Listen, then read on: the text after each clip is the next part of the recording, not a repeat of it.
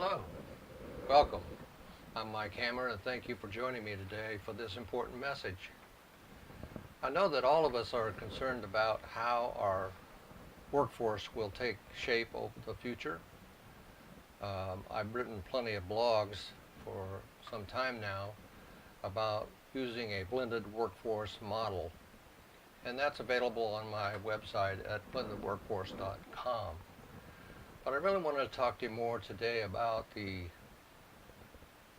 unintended consequences that crop up often when companies and employers decide that they have no choice or they choose to form a model called the blended workforce.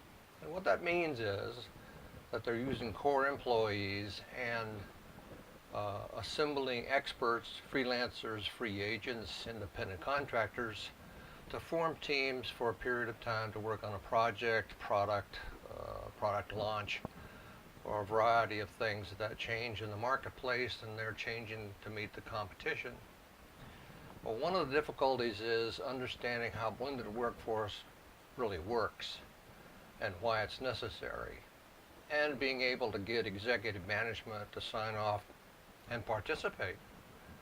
After all, they are in charge of the company and report to shareholders if they're public, and they need to know what they're spending their money for and what they expect to get.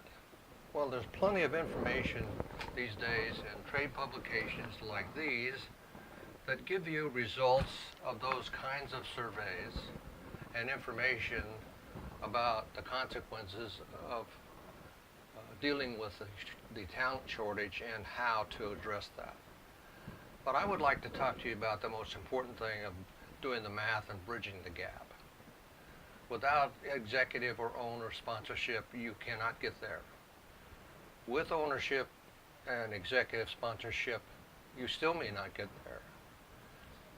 The important issue is that finding a way to blend your workforce and deal with compliances, regulations, and other types of things that are HR role is a very difficult, complex process. It's not something that is a cookie cutter.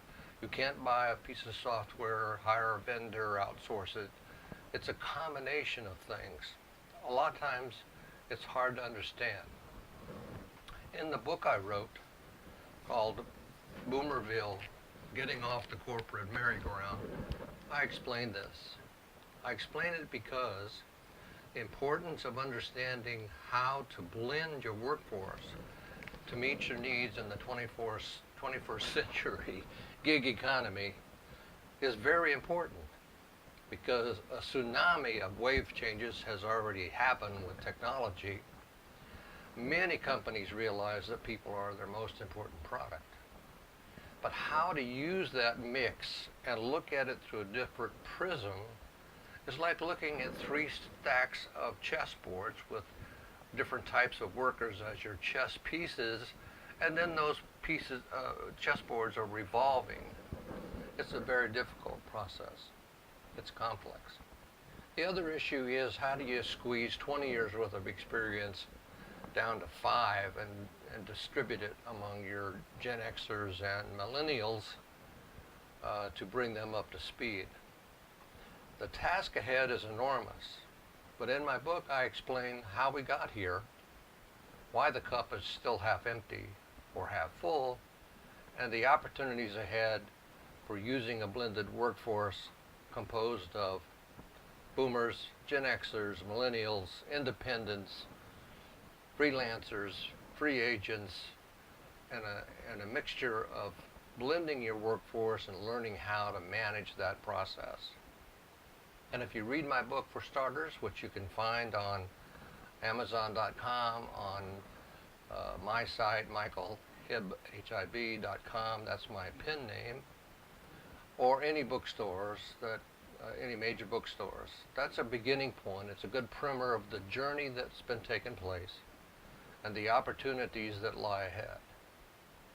I've enjoyed visiting with you today, and if you have any questions, feedback, or recommendations, please go to my website, blendedworkforce.com or michaelhib.com, and tell me what your interest or your questions might be, and I'll be happy to work with you on the social network. You can find me on LinkedIn, Facebook, and have a good day.